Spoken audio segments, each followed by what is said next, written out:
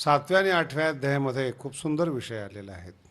दैवी हिषा गुणमयी मम माया दुरत्यया मामे वये प्रपद्यन्ते माया मेतांतरंते ते.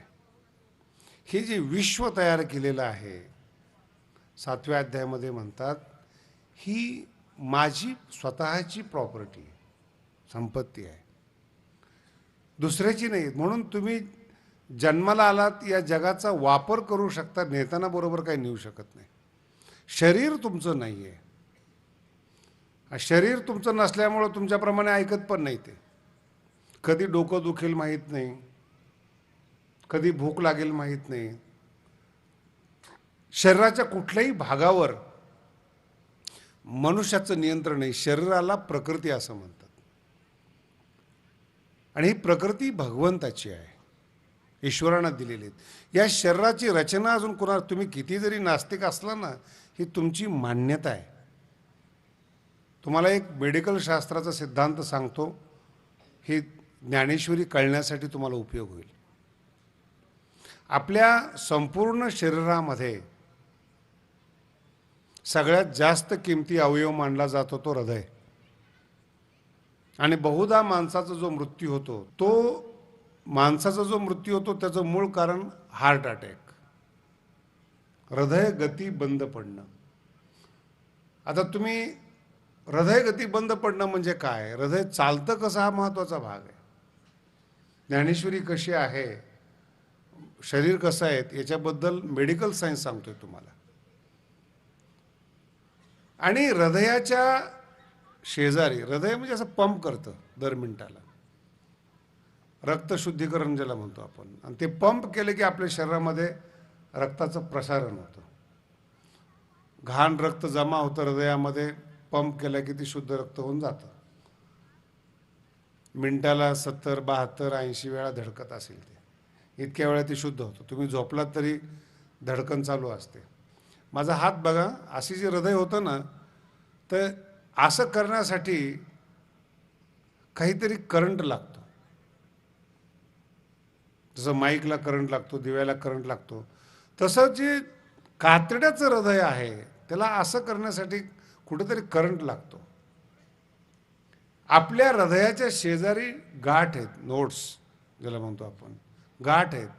त्या गाठ चारी बाजूनी बंद आहे.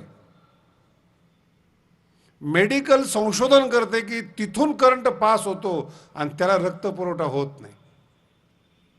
वैद्यकीय शास्त्र सांगतोय तुम्हाला मी. आणि ती जी नोट्स आहे, ती गाठ आहे, त्या गाठीतून करंट जातो आणि हृदय असं होतं, तो करंट तिथून पास होत राहतो. त्या गाठीमध्ये काय आहे हे आजपर्यंत कुठल्या डॉक्टरला कळलेलं नाही, आजपर्यंत मेडिकल सायन्सला कळलेलं नाही.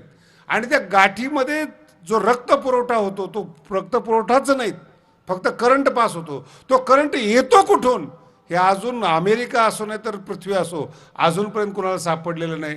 ज्ञानोबा म्हणतात तोच परमात्मा आहे, तोच जीव आहे. तैसा हृदयामध्ये मी रामू. राम म्हणजे ती नोट्स. भाषा बदललेली आहे, शक्ती तीच आहे. हृदयाला चालवणारा जो आहे त्याला तुम्ही गाठ म्हणा, राम म्हणा, एखाद्या देवी देवतेचं नाव द्या, शक्तीचं नाव द्या.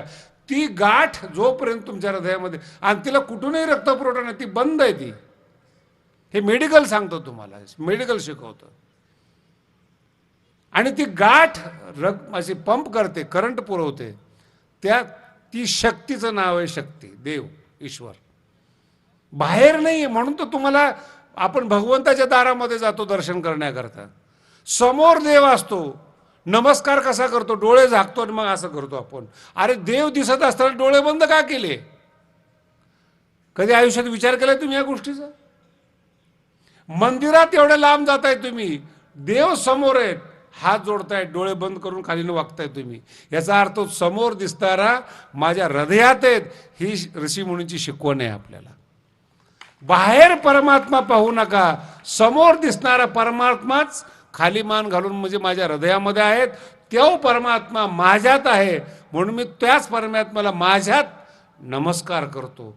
एवढं सुद्धा आपल्याला हिंदू संस्कृतीमध्ये माहीत नाही, नमस्कार का करतो.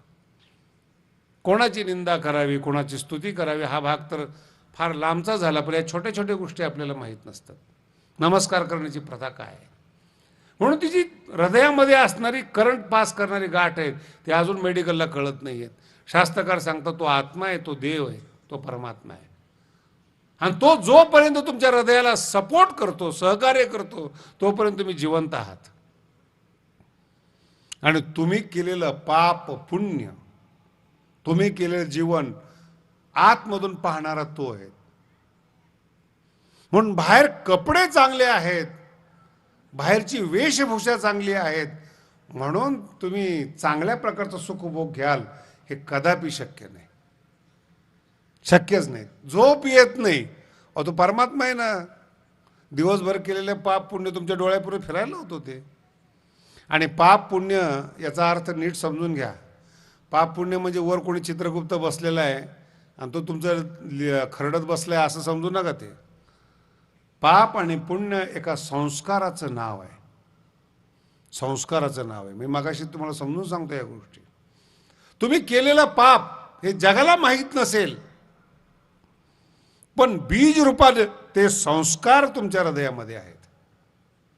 चोरी केली असेल, कोणाला फसवलं असेल, बीज रूपानं ते संस्कार तुमच्या हृदयामध्ये आहेत. जगाला कळत नाहीत, पण जिथे कुठे तुम्ही चोरी केली, जिथे कुठे फसवलं तुम्ही, ज्याला कुणी धोका दिलाय, ते चित्र तुमच्या हृदयामध्ये गुप्त असतं. तो वाचतो त्याला चित्रगुप्त म्हणतात, लिहितो त्याला नाही. त्याचं नाव काय? चित्रगुप्त. आणि ते बीज, माझा शब्द नीट ऐका, काही यंत्रणा नाही बरं कोणी यमराज बसलेला आहे तुमचं पाप पुण्य वाचणार आहे मग तुम्हाला फळ देणार, चुकीची कल्पना आहे. तुमची DNA मध्ये हे पाप पुण्य जमा होतात. चुकी केलेली, बलात्कार केलेला, डाका टाकलेला, त्याचे संस्कार तुमच्या अंतःकरणामध्ये जमा होतात आणि ते संस्कार फलीभूत होतात म्हणजे पुनर्जन्म होतो. हृदय बदलत नाही.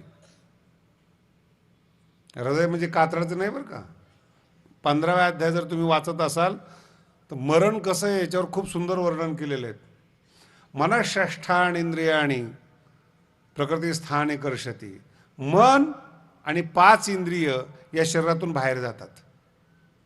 मनःषष्ठाणि 5 आणि 6वं मन इंद्रियाणि. मृत्यूजवळ आल्यानंतर आकर्षित केले जातात, शरीरातून बाहेर फेकले जातात. ते मृत्यू म्हणजे काय तुम्हाला सांगतोय मी. आणि ते जे बाहेर फेकले जातात मनासहितचे, ते शरीरातून बाहेर जात असताना विमूढाः नानुपश्यन्ति पश्यन्ति ज्ञानचक्षुषा. तो जो जीवात्मा आहे आपल्या शरीरातला, तो या शरीरातून बाहेर निघत असताना ज्ञानी लोकांना तो दिसतो. पश्यन्ति ज्ञानचक्षुषा. विमूढाः नानुपश्यन्ति. मूर्ख माणसाला तो आत्मा दिसत नाही. म्हणून केलेलं कर्म भोगावं लागतं. हे आपल्याला प्रत्यक्ष आहेत. एका माणसाच्या लोक पाया पडतात, एकाला शिव्या देतात, एक गटरात लोळतो, एक कलेक्टर होतो. सगळी माणसं जन्माला येत असताना आईच्या पोटातून जन्माला येतात. प्रत्येकाचं कर्म आणि पुण्य भिन्न भिन्न असल्यामुळे प्रत्येकाची वागणूक आणि जन्म आणि सुखदुःख भिन्न भिन्न आहेत. कोणाला एकसारखं, एकाच्या पोटी जन्माला येऊन सुखदुःख सामान नाही आहेत. श्रीमंत मुलगा झालेला आहे आणि बाप भीक मागतोय, हे आपलं कर्म, हे आपलं नशीब. म्हणून अध्यात्माला अंधश्रद्धा समजू नका. हे शिका, मग यातले दोष काढा. हे अध्यात्म आहेत, आपलं जीवन आहे आणि हे आपल्यासाठी शिकवलं जात आहेत, आपल्यासाठी उपासना आहेत. आणि तो जो येणारा मृत्यू आहे, तो मृत्यू बाहेर जात असताना, जीवात्मा बाहेर जात असताना परिवर्तन होतं. एक विज्ञानाचा नियम आहे आणि सांख्यशास्त्राचा मूळचा सिद्धांत आहे. आता नियम काढलेला आहे विज्ञानाने, पण 5000 वर्षापूर्वी सांख्याने नियम काढलेला आहे. जगातली कुठलीही गोष्ट निर्माण होत नाही आणि नष्ट होत नाही. ना सतो विद्यते भावो ना भावो विद्यते सतः. सांख्यशास्त्राचा सिद्धांत आहे. नवीन गोष्ट जन्माला येत नाही आणि आलेली गोष्ट नष्ट होत नाही, काही नष्ट होत नाही. काय होतं? परिवर्तन होतं. त्या परिवर्तनाला पुनर्जन्म म्हणतात. नाही म्हणजे महाराज जरा अवघड जातं, अजून जरा सोपं सांगा. सगळ्यात सोपं म्हणजे आपलं दूध आहे. दूध आपण पाहतो, दुधाचं दही होतं. दही झाल्यानंतर दूध राहतं का? बोला ना. दही झाल्यानंतर दुधाचं अस्तित्व राहत नाही, पण दूधच दही होतं याच्यावर कुणाला शंका येत नाही. याला म्हणतात परिवर्तन. दुधाचा पुनर्जन्म म्हणजे दही, हे परिवर्तन. तसं तुम्ही आम्ही आज मनुष्य जन्मामध्ये आहोत. शरीर जाणार आहेत, रसायनयुक्त शरीर आहेत, आपापल्या व्यवस्थेत समाप्त होतं. पण या मृत शरीराला चालवणारा जो आत्मा आहे तो अजरामर आहे, तो नष्ट होत नाही. तो म्हणून शरीर आहे. मेलेल्या माणसाला भूक लागत नाही. ज्याला भुकेची जाणीव होते तो निघून गेलेला आहे. पोट तर आहेच ना. मेलेल्या माणसाला पोट नसतं का? मेलेल्या माणसाला कान नसतात? मेलेल्या माणसाला काही डोळे नसतात का? पाहणारा गेलेला असतो. संवेदना ग्रहण करणारा जीवात्मा गेलेला असतो. हे महत्वाचं आहे त्याच्यामध्ये. आणि तो जीवात्मा जात असताना ज्या अनेक वेदना होतात, अनेक परिवर्तनाला जे आपल्या समोर जायचे आहेत, तिथे कुठंतरी ते थांबलं पाहिजे. म्हणजे उपासना आहेत. याचं नाव आहे संस्कार बदल. संस्कारातली क्षमता वेगळी निर्माण करणं.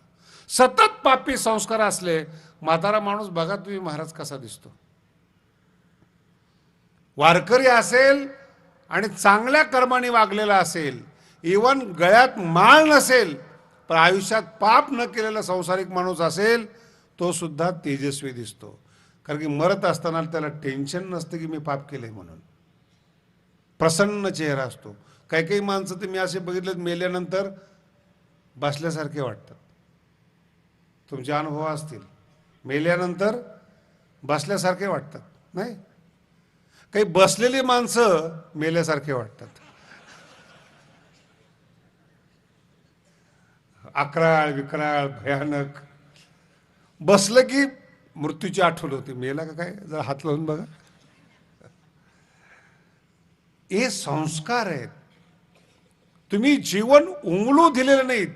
द्वेषाने, मत्सराने, क्रोधाने एवढं दाबलंय स्वतःला तुम्ही खिल्ला नाहीत, उमलला नाहीत तुम्ही जीवनामध्ये.